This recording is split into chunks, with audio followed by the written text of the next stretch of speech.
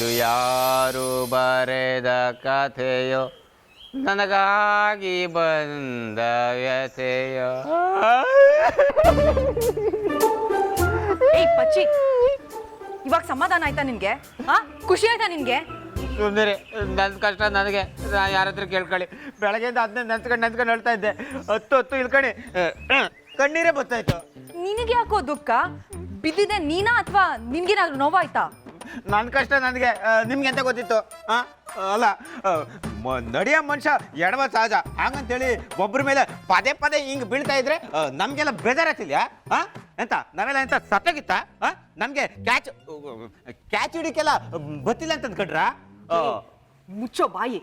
ನಾನೇನೋ ನಿನಗೆ ಹೆಲ್ಪ್ ಮಾಡಕ್ ಹೋದ್ರೆ ನೀನ್ ನನ್ನ ತಲೆ ಮೇಲೆ ಕಲ್ಲೆಸಿತ್ಯಾ. ಜನ್ಮದಲ್ಲಿ ನಿಂಗೆ ಶ್ರದ್ಧಾ ಸಿಗಲ್ಲ. ನೀವೇ ತೆಗಿ ನಮ್ನೆ ಶಾಪ ಹಾಕೋದು?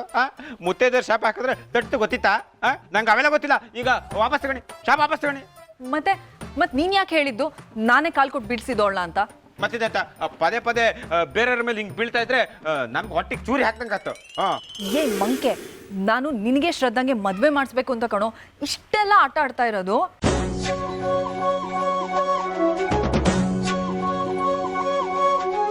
ಎಂತ ನನ್ನಂತ ಮರಲ್ ಮಾಡ್ತಿದ್ರ ನೀವು? ನನಗೆಲ್ಲ ಗೊತ್ತಿತ್ತು. ಪದೇ ಪದೇ ಬೋನದ ಮೇಲೆ ಅವ್ರ ಹಂಗೆ ಬೀಳ್ತಾ ಇದ್ರೆ ನನ್ನೊಟ್ಟಿಗೆ ಮದಿ ಆಗ್ತಾ, ಅವ್ರವ್ರು ಆಮೇಲೆ ಒಂದಿನ ಮದಿಯಾಗಿ ಓಡತ್ರ ಅಷ್ಟೇ. ಏ ಲೂಸು, ಅಷ್ಟು ಸುಲಭವಾಗಿ ನನ್ನ ಗಂಡನ ನಾನು ಬೇರೆಯವ್ರಿಗೆ ಬಿಟ್ಕೊಟ್ಬಿಡ್ತೀನಾ?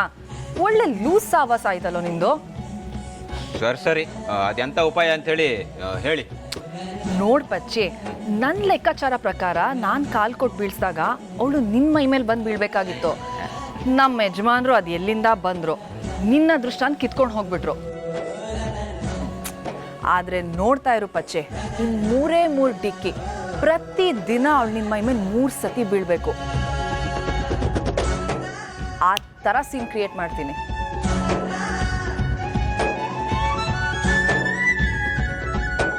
ಆಮೇಲೆ ಇನ್ನೇನು, 3 ಡಿಕ್ಕಿ 3 ಗಂಟು, ಪಪ ಡುಮ್ ಡುಮ್ ಡುಮ್, ನಿನ್ಗೂ ಶ್ರದ್ಧಾಂಗೂ ಮದ್ವೆ.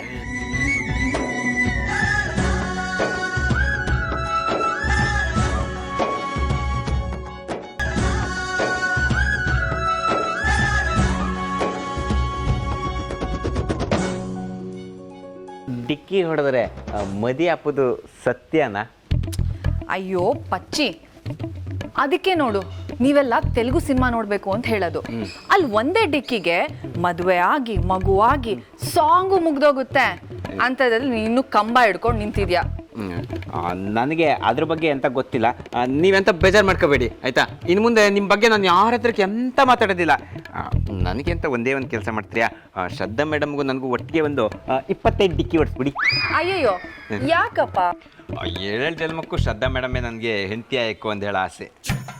ಅಷ್ಟು ಸತಿ ಡಿಕ್ಕಿ ಹೊಡೆದ್ರೆ ನೀವು ಮದುವೆ ಇಲ್ಲಲ್ಲ, ಸ್ವರ್ಗದಲ್ಲಿ ಆಗ್ಬೇಕಷ್ಟೇನೆ. ಬೇಡ ಕೆಲಸ ಮಾಡಿ, ನೀವು 3 ಸಲ ಡಿಕ್ಕಿ ಹೊಡಿಸಿ. ನಾನೇ ಬೇಕಿದ್ರೆ ಆ ಸ್ವರ್ಗನ ಇಲ್ಲಿಗೆ ತರಿಸ್ಕತ್ತೆ. ಪಚ್ಚಿ ತಾಕತ್ತದು ಗೊತ್ತಿತ್ತಾ? ಅಯ್ಯೋ ಪಚ್ಚಿ, ಒಳ್ಳೆ ಹುಚ್ಚ ನೀನು.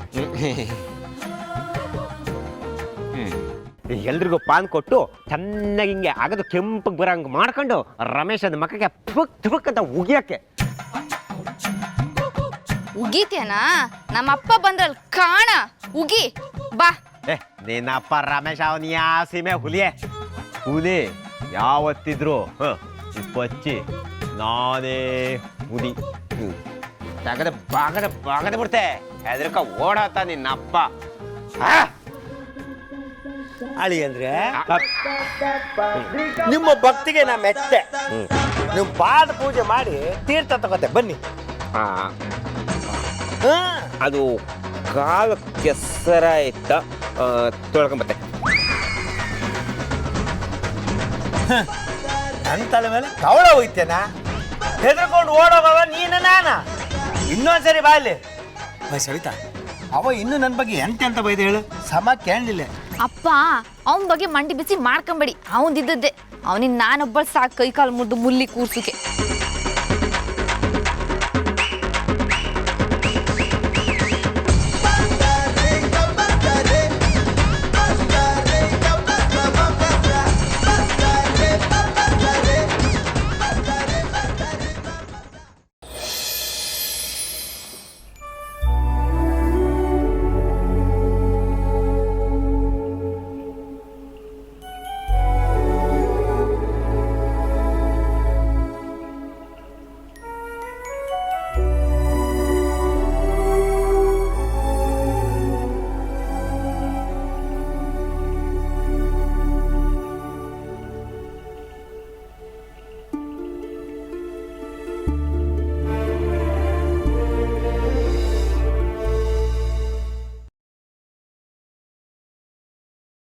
ನಾವಿಲ್ಲಿಗೆ ಬಂದು ನಿಂತ್ಕೊಂಡು ಅರ್ಧ ಗಂಟೆ ಆಯಿತು.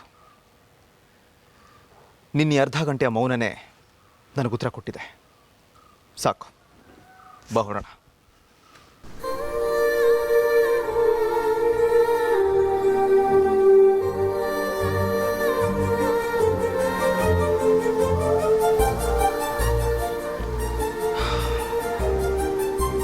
ಇರಲಿ, ನೀನು ಅನುಮಾನ ಕ್ಲಿಯರ್ ಆಯ್ತಲ್ಲ, ಅಷ್ಟೇ ಬೇಕಾಗಿತ್ತು ನನಗೆ. ಇಲ್ಲಿ ನಾನು ಗೆಲ್ಲೋದಾಗಲಿ ನೀನು ಸೋಲೋದಾಗಲಿ ಇಂಪಾರ್ಟೆಂಟ್ ಅಲ್ಲ. ಅನುಮಾನ ಮನಸ್ಸಲ್ಲಿದ್ದರೆ ಅದೊಂಥರ ನೆಮ್ಮದಿ ಕೊಡೋದಿಲ್ಲ. ನಿಂಗೆ ಚಿಕ್ಕತನಗಳ ಹತ್ರ ಮಾತಾಡಿದೆಯಲ್ಲ, ಅದು ನಿಂಗೆ ನೆಮ್ಮದಿ ಕೊಟ್ಟಿದ್ದೆ ಅನ್ಕೋತೀನಿ. ಬಾ. ಭುವನ್, ನಾನು ಮೌನವಾಗಿದ್ದೀನಿ ಅಂದ ಮಾತ್ರಕ್ಕೆ ನಾನು ಸೋತಿದ್ದೀನಿ ಅಂತಾನೋ, ಆ ಭುವಿ ಸತ್ಯವಂತಾನೋ ಅಂತ ಅಲ್ಲ, ಅಥವಾ ನಾನು ಅವನನ್ನು ನಂಬಿಟ್ಟಿದ್ದೀನಿ ಅಂತ ಕೂಡ ಅಲ್ಲ.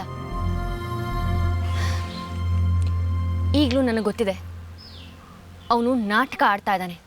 ಅವನು ಅಪ್ಪಾಜಿ ಮಗ ಅಲ್ಲ ಅಂತ.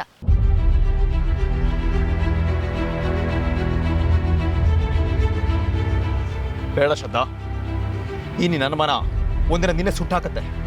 ಮೊದಲಿನಿಂದ ಹೊರಗೆ ಬಾ, ಆ ಬೆಂಕಿನ ಮೊದಲು ಆರಿಸು. ನನಗೆ ಅವತ್ತು ಅನುಮಾನ ಇರಲಿಲ್ಲ, ಇವತ್ತು ಅನುಮಾನ ಇಲ್ಲ. ಯಾಕೆಂದ್ರೆ ನನಗೆ ಕನ್ಫರ್ಮ್ ಆಗಿ ಗೊತ್ತು ಅವನು ಅಪ್ಪಾಜಿ ಮಗ ಅಲ್ಲ ಅಂತ. ಅವ್ರು ಊರವ್ರ ಮುಂದೆ ಮನೆಯವ್ರ ಮುಂದೆ ಮುಖವಾಡ ಹಾಕ್ಬೋದು, ಆದರೆ ನಿನ್ನ ಹತ್ರ ಮಾತಾಡುವಾಗ ನಾಟಕ ಆಡಬೇಕು ಅಂತೇನಿರಲಿಲ್ವಲ್ಲ. ನೀನು ಇಷ್ಟೆಲ್ಲ ಕಷ್ಟಪಟ್ಟು ಅವ್ರು ಬಾಯಿ ಬಿಡ್ಸಕ್ಕೆ ಟ್ರೈ ಮಾಡಿದ್ರು ಅವ್ರೇನು ಹೇಳಿಲ್ಲ, ಹೌದಾ? ಇಷ್ಟೆಲ್ಲ ಮಾಡಿ ನೀನೇನು ಸಾಧಿಸ್ದೆ? ಅವ್ರ ಕಣ್ಣಲ್ಲಿ ನೀರು ಬರ್ಸೋದು ಬಿಟ್ಟು.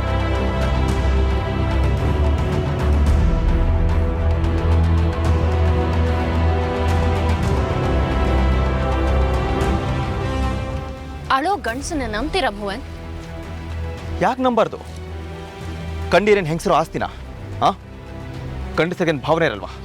ಮನಸ್ಸಿರಲ್ವಾ? ಹೃದಯ ಇರಲ್ವಾ? ಒಬ್ಬರು ಪ್ರಾಮಾಣಿಕತೆನ ಇಷ್ಟೊಂದು ಟೆಸ್ಟ್ ಮಾಡಬಾರ್ದು ಶ್ರದ್ಧಾ. ಸಂಬಂಧಗಳನ್ನು ಅನುಮಾನದ ಕಣ್ಣಲ್ಲಿ ನೋಡೋದು ಬಿಡು ಫಸ್ಟು. ಭುವನ್, ನನ್ನ ಮಾತನ್ನು ಸ್ಟಾಪ್ ಸ್ವಲ್ಪ ಇಟ್ ಶ್ರದ್ಧಾ. ನೀನು ಅದೇನೋ ಪ್ರೂವ್ ಮಾಡ್ತೀನಿ ಅಂದಿದ್ದಕ್ಕೆ ನಿನಗೊಂದು ಅವಕಾಶ ಕೊಟ್ಟಿದ್ದಾಯ್ತು. ಇನ್ನು ಮನೆ ವಾತಾವರಣನ ಹದಗೆಡಿಸ್ಬೇಡ. ಈಗಲಾದರೂ ಅಪ್ಪ ಮಗನ ನೆಮ್ಮದಿಯಾಗಿರ್ಬೇಕು ಬಿಡು. ಚಿಕ್ಕತನಗಳ ಕಣ್ಣಲ್ಲಿ ಇನ್ನೊಂದು ನೀರು ನೋಡ್ಬಾರ್ದು ನಾನು.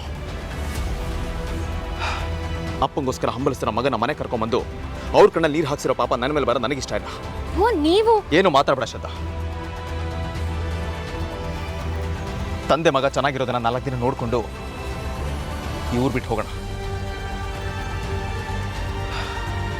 ನೀನು ಅತಿ ಬುದ್ಧಿವಂತಿಕೆ ಉಪಯೋಗಿಸಕ್ಕೆ ಹೋಗಿ ನಾಳೆ ದಿನ ನಮ್ಮಿಬ್ಬರ ಬಗ್ಗೆ ಏನಾದರೂ ಗೊತ್ತಾದರೆ ಇಷ್ಟು ದಿನ ಕಾಪಾಡ್ಕೊಂಡು ಬಂದಿದ್ದ ಮಾನ ಮರ್ಯಾದೆ ಎಲ್ಲ ಮಣ್ಣುಪಾಲಾಗೋಗುತ್ತೆ.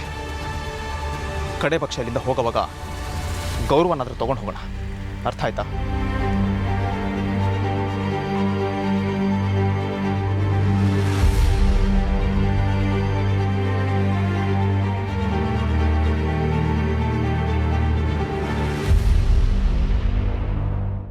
ನಾನೊಂದು ನಿರ್ಧಾರಕ್ಕೆ ಬಂದಿದ್ದೀನಿ.